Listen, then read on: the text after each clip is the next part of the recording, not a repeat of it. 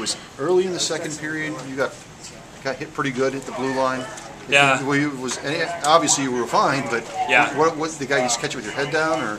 No, my shin pad slid over and I fell on my knee. It was nothing. It was just like a bruise. So. Talk about getting through that penalty kill. You guys were almost 5 minutes of when you were shorthanded. Yeah, the 5-on-3 was huge. To be able to push it into OT is always a big thing, especially just on a 5-on-3. Not only allowing them to score is huge. And picks came up huge for us there, and we brought it into OT, and we took it over from there. Talk about the game winner. Perfect setup, it looked like.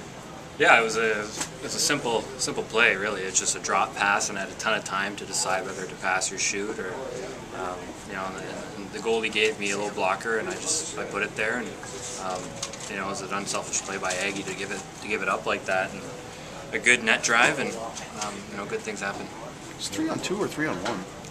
I think it was a 3-on-1 with a back checker. Yeah. Okay. And actually, I think it was a 2-on-1 to start, and then the guy back checked. And, it ended up being a 3-on-2. Were you calling for the puck the whole way? I was calling for it. Yeah. I was going to give it back to him for the one-timer, and that D-man stepped up on it, and he kind of gave me a lane. So. Do you?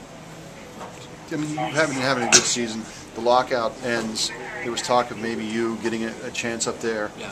Another guy gets called up today. It's not you. How do you deal with that? I just try to play my game. They're calling a guy up for a reason, and for him to do his job and to play a different role. And if that's not the role that they want me to play, then I'm fine with it, and I'll develop down here. And it's not like it's bad hockey down here. It's fast. It's almost just as good. And when the time comes for them to call me up, I'll be ready for it. Is there even a tinge of disappointment when it's somebody else? Yeah, it's disappointing that you're not going up, but you're always happy for your teammate to go up and he's going to get a chance. And I know Lohner's been, he's been working hard all year. The bounces haven't been going well for him, but this is a good shot for him and a good chance for him to stay up there. You guys are like 14-6-2-1 in one-goal games, which means you've played in a ton of them. Yeah. How comfortable are you guys getting in that role when games are late and it's one-goal games?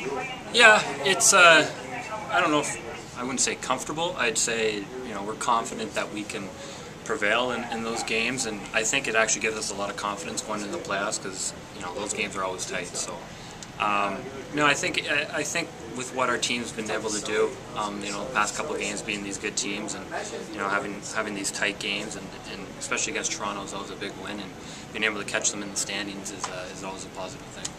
Is there a chemistry between you and Aggie? I mean, you guys played against each other in the OHL. You worked out in the off season, and here you are on the team, and you both are all-stars.